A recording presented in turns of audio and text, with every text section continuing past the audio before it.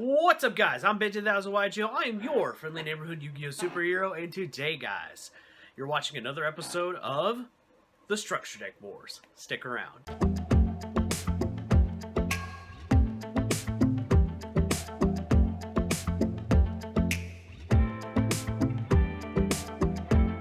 Hey, guys! I hope you guys noticed that new intro. I've been having a lot of requests for a new intro, so we went ahead and made that. So I hope you guys liked that. Now, let's get into the meat and potatoes of this video, because this video is going to be a little long, most likely, as of recording it. Basically what I wanted you guys to know is we are about to start round 2 of the Structure Deck Wars. Now, once the round 2 is over of the Structure Deck Wars, we will be at the top 16 of the Structure Deck Wars. That's right. You will about to, once this whole line of videos is over, we're gonna be seeing the top 16 decks that are the most powerful structure decks in all of Yu-Gi-Oh. So, that being said, I have a few announcements I need to make for this series. Aside from this video here, my goal from here on is to try to make them as short as possible. The reason why is I want to finish this before the start of the next year, and as you guys know, I don't have very much longer here in November, and I don't have very long. I only have December left, so I'm about to start streamlining the Structure Deck Wars and trying to make them as short and concise as possible. I want you guys to know which deck wins, and I'm gonna make bullet points, I'll make notes, that kind of thing, so you guys will get the point right away. Now, with that being said, why don't we go ahead and we're gonna cut to the structure decks that are going on to the next round. So as you guys can see on the screen now, here is the picture of the round 1 of the Structure Deck Wars. The red X's indicate the decks that lost, so you're seeing the decks that took wins. We're starting with the Felgrand, Wave of Light, Onslaught of the Fire Kings, Hero Strike, and forgive me guys if I don't remember every structure deck's actual name and go by their archetype. You'll have to forgive me on that one because I'm just not going to remember that. We have the newest Pendulum deck, Gears, the newer Ancient Gear deck, Salamangreat, I think the first Pendulum deck, Cyber Dragons, the Power Code, the Kaiba structure deck, the Rockets, Dino Mashers, of course, and the Six Samurai structure deck are all going into the next round. Now, if you guys are ready, let's show you guys the upcoming structure decks that are going to be happening. Now, each one of these are numbered so that I can know who's playing by video. So that's just so you guys, in case you're wondering what those numbers are. So the next one you guys are going to see will be, which is this one, obviously, will be Marik versus Machina Mayhem. And this is just part 1 of round 2. There was a lot of decks to make. For some reason, the randomizer I made basically put some people that should have been in round 1 in round 2. I don't know why, but I'm not going to complain. So that's page 1, and then page 2 is the final ones. Now here's the one that's kind of got me giggling a little bit, just a little off topic just for a second here. If you look at video number 29, it is the first dinosaur structure deck versus the newest one. So I think I kind of know which one's going to take it there, but who knows, one might surprise me. The video where it was Marik versus Machina Mayhem gave me a bit of a shock, and the next one, which is the rock structure deck versus Wave of Light, was also a very shocking one. So, the truth is you really have no clue which one of these are going to take the win. So, that being said, guys, let's go ahead and cut to those clips, and we're going to see who's going to take the win. Will it be the Marik deck, or will it be the Machina Mayhem?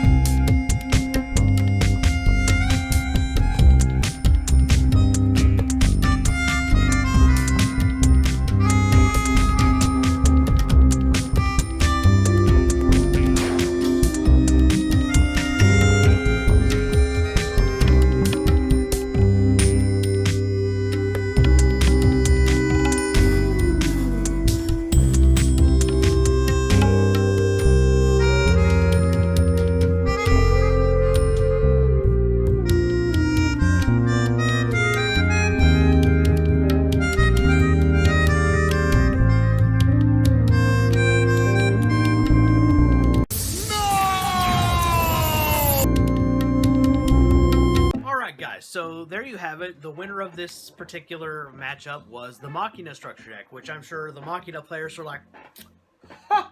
Knew it. Alright, so let's get real quick into it. The reason why the Machina deck won, first of all, we gotta look at the loser. That's why you're seeing the Gravekeeper structure deck at the moment. But one of the big reasons why is there's a lot of... Alright, the reason why the Marik deck doesn't work versus the Machina deck mostly is because it can't decide whether it wants to be some kind of Fiend control deck or a Gravekeeper deck. It's a mashup of the two. So that's the first problem. So then, as you guys can, that's the first thing that you can see here. Like, Lava Golem serves no purpose here in the deck, as well as like the normal monster Gilgarth. The other thing is that I've noticed is they don't really have a way to go plus. They have a lot of break-evens, but no real way to plus. Like, you know, like for example, they can play Allure of Darkness, but it's a break-even at the end. One of the plus moves that they do have is Gravekeeper Spy, but that being said, the Gravekeeper Spy is too slow. You have to set it to get the plus. Now, granted, and if you get the Necro Valley out, then yes, you get to have a 2500 defender, which are in this particular matchup, the Machina deck has trouble getting over. But that's one of the issues. And of course, with all the different burn cards, you can end up burning yourself. Let's come over to the Machina structure deck so we can see why.